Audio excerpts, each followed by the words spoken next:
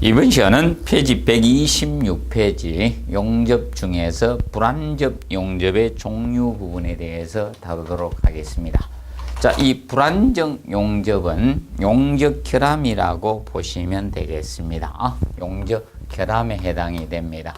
이 부분은 한 번 기출이 되었습니다. 그래서 이 종합적인 측면으로 한 번 기출이 되었습니다. 그럼 이제 앞으로는 세부적으로 부분적인 결함이 나올 가능성에 대비를 해 주시면 되겠습니다. 자, 그러면 불완접 용접은 용접 이 결함적인 측면이 됩니다. 그러면 거기에 보시면 보통 한 번 출제된 경우는 지금 현재 슬래그 스킨과 피트의 개념 가지고 냈습니다. 원래 피트를 설명하면서 피트의 내용이 아닌 슬래그 스킵을 서술해서 낸 형태였고요. 그러면 이 용접 결함을 우리가 앞으로 공부할 때는 어떤 한 부분 가지고 출제될 가능성에 대비해서 보시는데, 특히 1번의 언더컷에 대해서는 정확히 알아두시기 바랍니다. 언더컷. 그래서 비교 대상은 이 언더컷 부분과 요거는 같이 이렇게 해 두시면 될 겁니다. 7번의 용입 부족 현상하고 용입 부족 현상 또는 용착 부족이라고 칭하죠. 그리고 8번의 크레이트의 개념이 나옵니다. 이 크레이트, 이 세 가지를 비교 학습을 우리가 하시기 바랍니다. 자, 그래서 언더컷이라는 것은 용입 부족, 이 두 부분은 용접 결함은 채워지지 않고 홈으로 남는 것인데, 언더컷의 경우는 용접의 이 가장자리, 홈 부분에서 용접 가장자리가 남는 겁니다. 홈으로 남는 형태인데, 자, 이 맞댄 용접을 우리가 했을 때, 이 홈 부분이, 자, 이게 이제 용접이 원칙상은 이렇게 채워져야 되는데, 이 부분이 용접열에 의해서 가장자리 부분이 이렇게 채워지지 않고 홈으로 남는 형태가 됩니다. 그래서 이 부분이 가장자리 부분, 여기서 주위 부분 되죠. 이 가장자리가 이 틈으로 남는 겁니다. 가장자리 부분이 채워지지 않고 이 틈 홈으로 남는 부분을 우리가 언더컷이라고 칭합니다. 그리고 7번 용입 부족 또는 용착 부족 현상. 이 용착 금속이 채워지지 않고 홈으로 남는 것이 이 틈이 내는 것이 이 두 가지인데, 자, 이 용입 부족 현상의 경우는 이 루트 부분입니다. 루트 부분까지 채워지지 않는 거다. 보통 홈의 밑부분, 그로브의 밑부분을 우리가 루트라고 칭했습니다. 그러면 상부의 경우는 이렇게 정확히 채워졌습니다. 잘 채워졌는데, 이 하부에 이 루트 부분에 루트라는 것은 그루브 홈의 밑부분을 루트라고 했습니다. 그래서 이 부분에 용착 금속이 채워지지 않고 홈 틈으로 발생한 것이 용입 부족 현상입니다. 그래서 일반적으로 이 루트 부에 채워지지 않는 것이라는 것을 꼭 기억을 해 두시면 되겠습니다. 그래서 이 홈의 이 각도, 개선 각도가 부족하거나 이런 경우에 이 용입 부족 현상이 발생이 됩니다. 그리고 크레이트. 자, 이 크레이트라는 것은 명칭이 부여된 것은 보통 분화구처럼 생겼다 해서 크레이트라고 칭해졌습니다. 그래서 이 용접 길이의 끝부분입니다. 요거는 용접 부분을 단면으로 잘랐을 때 우리가 표현한, 단면이라는 것은 어떤 부재를 절단해서 나타낸 것을 단면 형태고요. 자, 크레이트의 개념은 용접을 위에서 상부에서 내려다 봤을 때 여기서 여기까지 용접이 진행을 한다는 겁니다. 맞댄 용접을 진행한다, 두 부재. 그래서 홈을 만들어 이렇게 진행할 때 이 용접 길이 길게 되어 있죠. 그래서 이 용접 길이 부분에 이 시발점과 종료점, 그래서 끝부분에 용접 길이 끝부분이 이렇게 오목하게 이렇게 파지는 부분을 오목하게 파진 그것을 크레이트라고 칭합니다. 그래서 오목하게 파지는데 용접 길이의 끝부분이에요. 그러면 용접의 시작점과 종료점, 여기에 오목하게 파진 형태를 크레이터라고 합니다. 그래서 이 크레이터를 방지하기 위해서는 용접 길이의 이 단부 부분에 그 시작점과 종료 지점에 보조 부재를 우리가 설치해서 우리가 용접을 하게 됩니다. 그것이 바로 엔드 탭이 되는데, 그래서 이 엔드 탭의 경우 엔드 탭을 여기에다가 설치를 해 줍니다. 양쪽 부분에 엔드 탭을 설치해서 우리가 방지를 하고 있습니다. 이 부분에 보조의 엔드 탭입니다. 엔드 탭, 이 보조 강판이라고 보시면 되겠습니다. 자, 엔드 탭의 경우는 자, 입체적으로 그려드리면 이런 형태라고 보시면 되겠습니다. 지금 현재 우리가 이렇게 맞댄 용접을 이렇게 하고 있습니다. 맞댄 용접이 입체적으로 이제 이 끝부분에 이제 용착 금속이 채우지 않고 이렇게 자꾸 오목하게 파지니까 여기 이제 덧대어서 이제 부재를 덧대어 주시는 겁니다. 이 부분에 끝부분에 이렇게 해서 추가적으로 이제 설치되는 보조재라고 보시면 되겠습니다. 이런 식으로 해서 자, 설치가 된다라고 보시면 되겠습니다. 그래서 이제 이렇게 해서 보조 부재라고 보시면 되겠습니다. 보조재. 그럼 나중에 용접하고 나서 이 제거하는 형태입니다. 이것은 임시 보조재라고 보시면 되겠습니다. 그래서 이것이 바로 엔드 탭 개념이 됩니다. 그래서 엔드 탭은 이 부분과 양쪽 부분에 설치를 해서 크레이터를 방지하기 위해서 설치되는 게 엔드 탭입니다. 그래서 그 부분을 정확히 알아두시면 되겠습니다. 그래서 이 세 가지를 정확히 공부하면서 이 보조재인 엔드 탭 요거까지 좀 정확 학습을 해 두시기 바랍니다. 그리고 이번에 슬래그 스김은 본의 아니게 할 수 없이 출제가 되었습니다. 피트하고 우리가 같이 하면서 출제가 됐고요. 그래서 거기 3번에 보면 블로홀 개념이 나오고 있어요. 3번에 이 블로홀. 그래서 이 블로홀 개념은 공기구멍이죠. 공기구멍. 그래서 일반적인 기포가 생기는 거예요. 용접 내부에 공기구멍 기포가 발생하는 것이죠. 블로홀 개념은. 자, 그림상으로 보시면 자, 이 맞댄 용접을 이렇게 해서 용접 단면 개념이 있다. 그러면 자, 이 미세한 기포가 용접 내부에 발생하는 게 이것이 블로홀 개념이 됩니다. 자, 기억해 두시고. 근데 이 블로홀은 우리가 일반적으로 낼 때 공기구멍 기포의 개념으로 언급을 해서 나왔어요. 그래서 이제 블로홀은 앞으로도 뭐 출제 가능성은 있다라고 보시면 되겠습니다. 블로홀. 근데 이 블로홀이 상승하면서 5번에 피트가 발생이 되는 겁니다. 피트는 이 블로홀의 부상으로 발생하는 게 피트예요. 그러면 보통 이 공기구멍이 위로 상승하면서 얘가 위로 이제 굳지 않은 상태니까 위로 상승하면서 표면에서 터지는 겁니다. 그래서 표면에서 터지면 그때 굳어버리는 거예요. 그래서 표면에 작은 구멍이 발생하는 것, 이것을 피트입니다. 용접 표면에서 작은 구멍이 발생하는 것은 피트의 개념이 됩니다. 그래서 이 피트를 갖다 써놓고 나서 슬래그 스김을 서술한 형태로 그때는 시험이 나왔습니다. 서술형으로. 그래서 이 블로홀이 요 밑에 있다가 이게 위로 부상하면서 터지면서 생긴 것이 피트입니다. 표면에 작은 구멍이 생기는 거고요. 그 다음에 6번째 보시면 PCI 개념이 나오고 있다. PCI.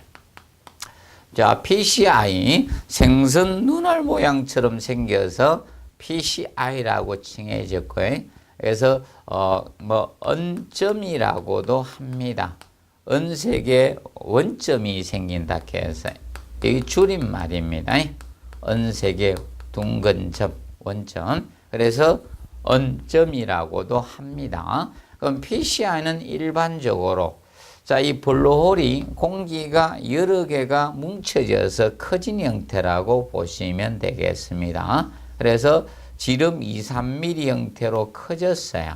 이 블루홀의 개념이 작은 미세 구멍이 작은 공기 구멍이 좀 커져서 이렇게 지름 2, 3mm 형태로 커진 형태라고 보시면 돼. 지름이 2, 3mm 형태로 된 거야.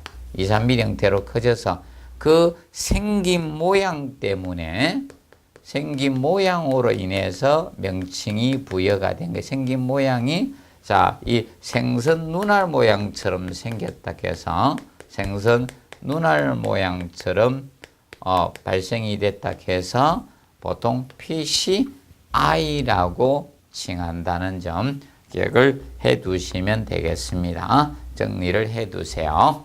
그래서 이런 내용에서 그래서 일반적으로 자, 그래서 기본적으로 아마 내게 되면 제가 아까 했던 언더컷, 영입 부족, 크레이트, 블로홀 이런 중에서 세부적인 하나 형태가 나올 가능성이 있고요. 그리고 엔드탭은 보조제라는 것을 명심을 하십시오. 보조제. 그래서 이거는 엔드탭은 보통 용접 결함 개념이 아니라는 측면을 기억을 해 두시기 바랍니다. 그리고 저번 시간에 했던 그루브의 개념과 스케일업 기억하시고 자, 그루브의 개념은 저거죠. 맞댄 용접에서 용착금속을 채워 넣기 위한 홈, 두 부재 사이 그 홈을 그루브라고 칭했죠. 그 그루브하고 그 다음에 모살 용접에서 용접선의 교차를 방지하기 위해서 다른 한 부재에 설치하는 홈은 그때는 스켈럽이었습니다. 그래서 스켈럽이나 그루브, 루트 같은 것은 용접 용어적인 측면이고요. 이것은 용접 결함입니다. 그래서 용접 용어적인 측면과 용접 결함을 혼돈해서는 아니 됩니다. 그런 구분점의 시험 문제도 출제가 될 수 있기 때문에 정확히 구분을 좀 정리해 놓으시기 바랍니다. 페이지 128페이지 용접 시공상 일반 사항이 나와요. 자, 이 부분은 우리가 시방세에 관련된 부분입니다. 그래서 이 시방세에 관련된 부분은 지문을 한두 개 이렇게 도출해서 낼 수 있으니까 뽑아서 간략히 중요 부분만 조금 집중적으로 읽어두도록 해주시면 됩니다. 꼭 암기한다는 것보다는 정확히 읽어두는 학습을 해주시면 될 것 같습니다. 그래서 그 1번의 공통사항 부분에서는 기억에 대해서 간략히 알아두시고 그러면 기억 보시면 용접 순서나 방향적인 측면을 다뤘죠. 그러면 결과적으로 변형이 최대한 적겠죠. 용접에 의해서 어떤 변형이 생기면 안 돼요. 열을 가해서 하는 거 보니까 변형이 생길 가능성이 높죠. 그래서 변형이 적고 잔류응력이 적게 발생하도록 우리가 해주시면 된다. 잔류응력이라는 것은 어떤 외력을, 응력을 제거해도 그 부재 내부에 남는 힘이 잔류응력입니다. 그것이, 그러면 우리가 열을 가했잖아요. 그러면 그것이 최대한, 그래서 그걸 제거해도 남는 것이 잔류응력 개념이 됩니다. 자, 그리고 우리가 알아두실 거는 저 부분에 대해서 알아두시면 된다. 용접 자세적인 측면을 자 기본을 잡아두세요. 그러면 용접은 기본적으로 수직 부분에 용접이 있을 거고 수평 부분에 용접이 있을 수 있겠죠. 그래서 보통 수평 부분에 용접을 할 때는 보통 아래 보기 자세고요. 그래서 이 두 가지 자세로 갖춰야 된다. 그래서 여러분들이 미음에서 용접 자세적인 측면을 간략히 알아두시면 된다. 용접 자세. 용접 자세는 기본적으로 아래 보기하고 자, 이 수평 자세 이 두 가지로 해주시면 된다. 용접 자세는 아래 보기하고 그래서 두 가지 측면이 되어 주시면 됩니다. 수평 자세. 수평. 그래서 이 두 가지 간략히 정리해 두시면 되겠습니다. 자, 그리고 아크 발생은 자, 이 전극에 전압을 높이면 그 열이 자, 응력이 저항에 의해서 열이 생기는 것이죠. 그것을 아크인데 아크 발생은 용접 내에서 일어나도록 우리가 해 주셔야 됩니다. 그래서 용접부 내에서 외부에서 발생하시는 안 되고 내부에서 발생해도 한다는 점 기억을 해 놓으십시오. 그리고 치역 부분 정리를 좀 한번 읽어 두시기 바랍니다. 그래서 맞대기 용접에서 용접 표면에 마무리 가공이 규정되어 있지 않는 경우는 일반적으로 판뚜기 10% 이하의 보강살붙임. 그럼 우리가 보강살붙임 여분에 대해서 다루었었잖아요. 여분에 대해서. 그럼 기본적으로 우리가 저번 시간에 했던 이 부분을 의미하고 있어요. 그러면 보통 이렇게 했을 때 이 맞댄 용접을 우리가 이렇게 했습니다. 그럼 여기에서 용접했을 때 여기에서 여기까지가 목두께의 개념이었고 여기서 여기까지 이 보강 살붙임을 준다 했죠. 여분을 두게 되는데 여분 이 보강 살붙임에 대해서 다루고 있는 겁니다. 보강 살붙임. 그래서 요거는 규정이 없을 경우는 자, 그 10%로 우리가 해 주시면 되겠습니다. 그래서 이 판두께의 10% 이하로 보강 살붙임은 우리가 여분을 두시면 되겠습니다. 그러면 판두께가 예를 들어서 뭐 10mm였다. 그러면 보통 1mm 되겠죠. 그래서 10% 이하로 우리가 보강 살붙임을 해서 마무리해 주시면 됩니다. 자, 그리고 그게 티귿 정도 한번 정리를 해 놓으시기 바랍니다. 그래서 보통 부재이음에서 용접하고 볼트입니다. 용접과 볼트 이음은 보통 원칙적으로 병행을 금하고 있습니다. 원칙적으로. 왜냐하면 볼트의 경우는 너트 풀림이 발생될 수 있기 때문에 자, 우리가 저기 중요 부분 있죠? 중요한 반복 하중이 작용되거나 이런 중요 부재는 원래 사용을 못 한다고 했죠? 그래서 볼트는 가조임이나 가설 건축물 같은 이런 데는 사용할 수 있지만 중요 부분에 안 됩니다. 그래서 원칙상은 병용해서는 안 된 걸로 규정을 시방서에서 하고 있습니다. 그래서 근데 불가피하게 병용을 할 때는 용접하고 나서 볼트 조임을 한다는 점을 꼭 명심하십시오. 이거는 중요한 내용이니까 자, 알아두시기 바랍니다. 원래 용접과 이 볼트 이 접합의 볼트는 이것을 병행하지 않는 것을 병용을 안 하는 것이 원칙이다. 병용하지 말아야 이겁니다. 이것이 기본 원칙이에요. 원칙은 안 됩니다. 근데 부득이 할 때 예외로 할 때는 용접 후에 볼트 조입을 한다는 것을 명심하셔야 해요. 그래서 부득이하게 할 경우는 우리가 일반적으로 용접 접합을 하고 나서 용접 후에 우리가 볼트 조이면 진행이 돼 주셔야 됩니다. 볼트를 우리가 조임을 한다는 점, 그것을 기억을 해 두시기 바랍니다. 요거는 앞으로 한번 나올 수 있는 파트라고 보시면 되겠습니다. 원칙은 병용해서는 안 된다. 정면 기억을 해 놓으시고요. 그리고 129페이지 하단에 자서 보실까? 자, 이 각종 접합의 응력 부담 개념이 나옵니다. 각종 접합의 응력 부담.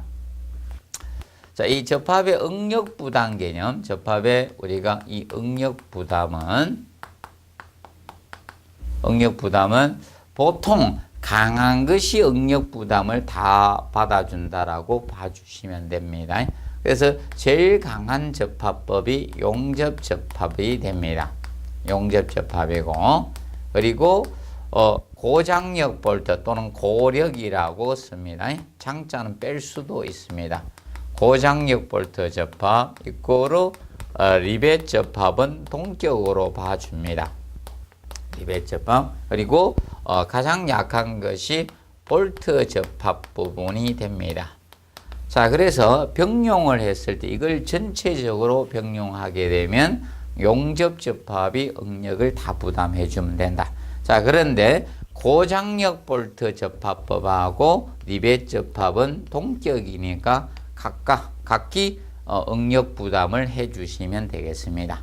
자, 그런데 일반적으로 그러면 용접 접합과 고장력 볼트 접합을 병용하면 용접이 다 부담을 해 주시면 됩니다. 그런 경우, 근데 이제 주의하실 것은 고장력 볼트를 먼저, 고력 볼트를 먼저 체결해 놓은 상태에서 용접을 하게 되면 그때는 각각 부담하게 됩니다. 그래서 일반 볼트는 안 돼요. 이거 조금 주의해 주시면 됩니다. 보통 일반 볼트의 경우는 용접 후에 볼트 조임을 우리가 해 주셔야 되고, 그하고 혼돈하지 않도록 우리가 해 주시기 바랍니다. 그리고 접합 일반 부분이 나오겠는데, 접합 일반에서는 우리가 알아두실 것이 거기 니은에 대해서는 정리를 해 놓으시기 바랍니다. 리벳이나 볼트, 고력 볼트는 최소 2개 이상 우리가 배치를 해 주셔야 돼요. 하나가 돼버리면 볼트가 리벳이나 또는 고장력 볼트 하나가 되면 회전이 됩니다. 그렇기 때문에 최소 2개 이상은 우리가 해 주셔야 됩니다. 그 점을 우리가 알아두시고요. 그리고 최소 2개라는 것은 아무리 적게 설계해도 2개 설계하라는 거고, 다른 부분에서 무조건 2개 하라는 것은 아닙니다. 그래서 도면에 그 개수가 있으면 그 개수만큼 우리가 해줘야 되는데, 보통 옛날에 경주 리조트 사건이 생겼을 때 보통 2개를 했다 하네요. 그건 아니에요. 이미 그 구멍이 뚫렸다는 것은 다 쪼아주라는 겁니다. 그런데 그거는 뺀 것이고요. 그래서 최소 기준은 일단은 2개가 된다는 점 기억해 놓으십시오. 자, 그리고 130페이지 13번에 도장 및 도금 형태. 도장 및 도금 형태. 도금에서 앞전에 시험이 언급이 되었었습니다. 출제가 됐습니다. 이것도 표준 시방서 내용입니다. 표준 시방서 내용에 속합니다. 표준 시방사. 그래서 제가 도장을 도료공사하면서 도장에 대해서 그 배합 비율에 대해서 제가 미리 드렸죠. 그래서 저번 시험에 그래서 배합 비율은 항상 명심하십시오. 그래서 도장의 배합 비율이나 신의 배합 비율은 항상 질량비예요. 용적비, 최적비가 아닙니다. 그래서 이거는 무조건 다룰 수밖에 없거든요. 그래서 이거 가지고 다루는데, 그래서 배합 비율적인 측면, 자, 배합 비율은 이거는 용적 비율로는 안 합니다. 배합 비율적인 비율은 자, 이 질량비라는 거 항상 비율적인 측면은 질량비, 바로 무게비로 나타냅니다. 용적비가 아니에요. 이것은 용적비로 안 한다는 점 기억을 해 두시고, 자, 보통 일반적으로 자, 이 질량비하고 용적비를 같이 쓰는 경우도 있어요. 그런데 도료는 무조건 질량비로 한다. 부피비로는 하지 않습니다. 그것을 항상 명심을 해 두시고, 그 다음에 2번 건조시간이 나옵니다.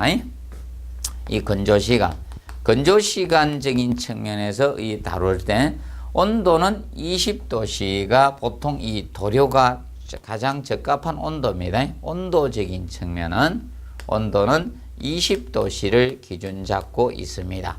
그리고 습도가 5%입니다. 이게 최적 조건입니다. 보통 이 도막의 최적 조건은 보통 온도는 20도씨고 습도 75%일 때입니다. 75%. 사람보다 온도는 사람과 느끼는 감각이 동일합니다. 근데 습도가 조금 높습니다. 도료는.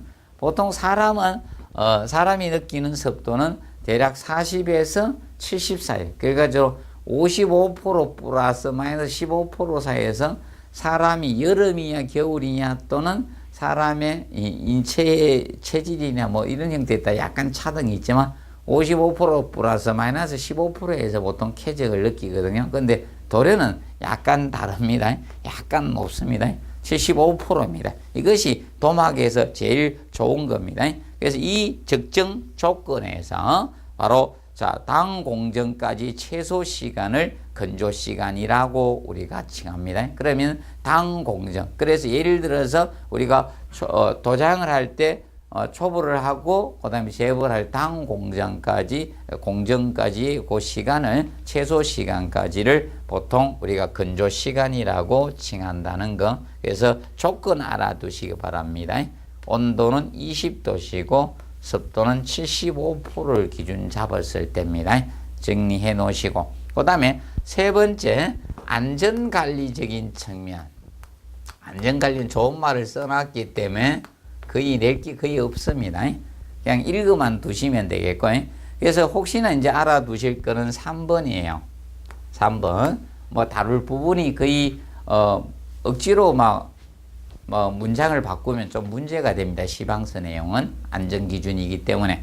그래서 이 안전관리적인 측면 3번의 마지막만 좀 정리를 해 두시면 되겠습니다. 그래서 용제 처리 및 도료의 도장은 반드시 열이 없는 표면에서 해야 돼요. 열이 있는 표면에서 우리가 해서는 안 됩니다. 그래서 용제란 것은 보통 저거죠. 희석제로 많이 쓰이는 용제를 쓰죠. 대표적으로 휘발성이 강한 것들이거든요. 이런 시너 있죠. 이런 걸 많이 쓸 수밖에 없어요. 그래서 도료 보관 장소도 여러분들이 그래서 보통 전용 창고로 하는 이유가 이 시너 같은 것이 이나 불 화재 위험성 있는 게 굉장히 높습니다. 그렇기 때문에 이 열이 있는 표면에서는 해서는 안 됩니다. 그래서 그런 개념 간략히 한번 보시고 나머지는 안전에 관해서 써놨기 때문에 낼 문장들이 없습니다. 그래서 낼 때 이거 가지고 낸 거예요. 제가 도장하면서 무조건 이거는 될 수밖에 없다 했는데 질량비, 용적비냐 이거 부분 가지고 시험을 다룬 겁니다. 그리고 그 다음에 이제 4번에 가연성 도료의 보관 및 장소 부분이 나옵니다. 그래서 가연성 도료는 전용 창고가 기본 원칙으로 잡는 거죠. 가연성 도료는. 일반적으로 뭐 수성 도료 같은 것은 관계가 없지만 이 가연성 도료적인 측면들을 이거는 전용 창고로 우리가 해 주셔야 됩니다. 가연성 전용 창고로서 전용 창고로 우리가 쓰고요. 보통 독립된 창고로 쓰는 것이 보통 보관하는 것이 기본이라고 보시면 됩니다. 가연성 도료적인 측면은. 자, 그리고 거기 보시면 6번에 바탕 및 바탕면의 건조 상태가 나오고 있습니다. 그래서 이 보통 건조는 우리가 알아두실 것이 바탕이 건조가 안 된 상태에서 도료를 치면 도막이 다 들떠요. 그래서 충분한 건조를 시켜야 됩니다. 양생기간을 두어서 충분히 건조를 시킨 다음에 우리가 해 주셔야 됩니다. 그래서 저거하고 동일하다 보시면 되죠. 우리 여성분들이 화장했을 때 세면하고 나왔을 때 물기 있는 대로 화장을 하진 않지 않습니까? 예, 건조시키고 우리가 해야 됩니다. 그리고 만약에 뭐 도막을 또 칠했을 때 다음 공정이 있을 때도 충분히 건조를 시키고 나서 진행을 해줘야 된다는 점 기억하시면 됩니다. 그리고 마지막 7번 기상에 대해서는 알아두세요. 환경과 기상은 이거는 이제 시험 낼 수 있는 겁니다. 시험을 낼 수 있는 데는 거의 보통 정해져 있습니다. 그래서 배합 비율적인 측면 낼 수 있었고, 그 다음에 건조 시간의 적정 온습도 조건이라든지, 그리고 이런 환경이나 이런 기상적인 측면, 이런 부분은 시방서 내용이지만 우리가 출제를 할 수가 있습니다. 그럼 기본적으로 온도가 낮거나 이런 습도가 높을 때 이럴 때는 우리가 작업해서는 안 됩니다. 그래서 이제 기준에 대해서 우리가 알아두실 거는, 그래서 환경과 기상에서 기본적으로 이 온습도 기준은 이겁니다. 온도 저온일 때 우리가 해서는 안 됩니다. 그래서 저온 개념은 보통 온도는 기준 5도씨를 잡고 있습니다. 그래서 5도씨 미만일 때 보통 공사는 5도씨 이상에서 하라고 규정하고 있어요. 그래서 도료도 5도씨를 잡고 있습니다. 그래서 미만일 때는 공사에서는 안 됩니다. 그리고 보통 높은 온도 기준, 온도는 고온의 개념은 이걸로 잡고 있습니다. 43도씨 이상. 고온의 경우는 43도씨 이상을 기준 잡고 있고, 그 다음에 상대 습도적인 측면은 상대 습도. 보통 이 습도는 현재 지구상에서 습도는 상대 습도를 우리가 잡고 있는 겁니다. 상대 습도는 85% 기준을 잡고 있습니다. 자, 그래서 이 경우는 우리가 해서는 안 됩니다. 그래서 기억을 해 두실 거, 저온과 고온, 상대 습도 기준을 좀 정리를 해 놓으시기 바랍니다. 그래서 정확히 학습을 해 두시기 바랍니다. 그래서 기억하고, 그런데 뭐 예외 조건은 거기 있습니다. 갈로 안에 책에 있죠. 무기질 아연, 자, 아연 거기 보시면 자 악연말 도료 있죠. 그래서 이거는 상대 습도가 90% 개념이 돼. 보통은 조건이 주어지지 않았을 때 이 상대 습도는 85% 초과의 개념이 돼. 초과의 개념이지만 그래서 아연 분말 개념이 아연이 주어지면 그때는 90%가 됩니다. 그래서 간략히 구분을 좀 해 두시기 바랍니다. 자, 그리고 뭐 강서로 강풍 뭐 이런 경우 있을 때는 우리가 당연히 자 하지 않아야 되겠죠. 그런 부분은 그냥 읽어 두시면 되고, 그래서 환경과 기상적인 측면에서 포인트는 이 세 가지를 정확히 알아두세요.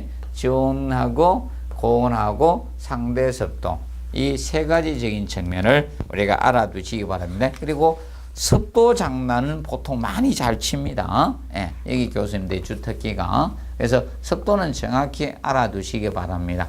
자, 습도 측은 옛날에 저 시험 문제에서 실링 방수를 하면서 그때 이제 습도 조건을 우리가 실링제 하면서 그때 습도 가지고 수정해서 한번 출제를 했었습니다.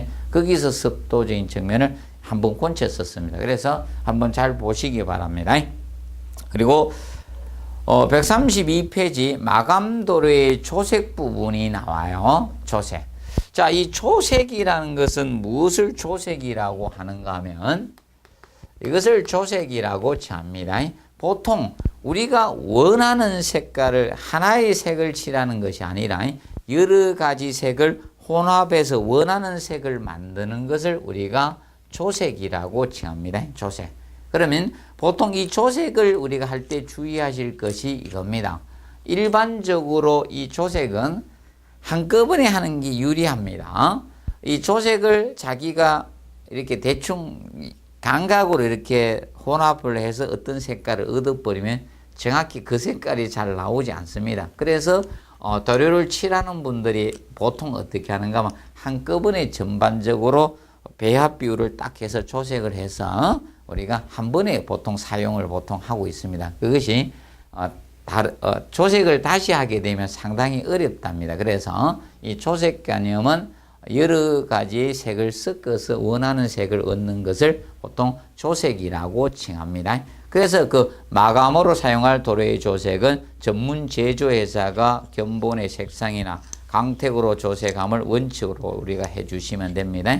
그런데 일반적으로 이 조색의 개념은 그건데, 근데 제가 주의사항을 하나 드린 겁니다. 현장에서 우리가 하게 되면. 그리고 9번에 보시면 도장하지 아니하는 부분 나옵니다. 그래서 요거는 시험에 나올 수 있는 부분에 해당이 됩니다. 9번은. 그래서 알아둬요. 도장하지 않는 부분에 대해서 간략히 보시면 첫 번째가 뭐 도금된 표면은 자 도금을 하면 녹슬지 않잖아요. 쉽게 녹슬지 않는 부분은 도장하지 아니할 수 있는 겁니다. 그리고 도장을 하기 애매한 부분은 우리가 해서는 안 되는 겁니다. 그 측면을 보시면 된다. 그래서 거기 보시면 뭐 도금된 표면이나 그리고 스테인리스 강은 녹슬지 않죠. 그래서 스테인리스 강이라든지 크롬판, 동 그리고 주석 이런 것들은 일반적으로 도장을 하지 않습니다. 그래서 녹슬지 않는 부분은 도장을 요하지 않는다는 거, 그 측면을 기억해 두시고, 그 다음에 2번에 움직이는 부품이나 라벨 같은 거는 도장할 필요가 없습니다. 움직이면 그 도료가 다른 거 하고 마찰이해서 타버리죠. 그래서 움직이는 것이나 라벨적인 측면은 도장을 하지 않습니다. 그래서 그 기준을 봐두시기 바랍니다. 그래서 이번 시간은 여기서 마무리하고요. 다음 시간에 보호 부분과 내하 피복 부분에 대해서 정리하도록 하겠습니다. 이번 시간은 여기서 마치도록 하겠습니다. 수고하셨습니다.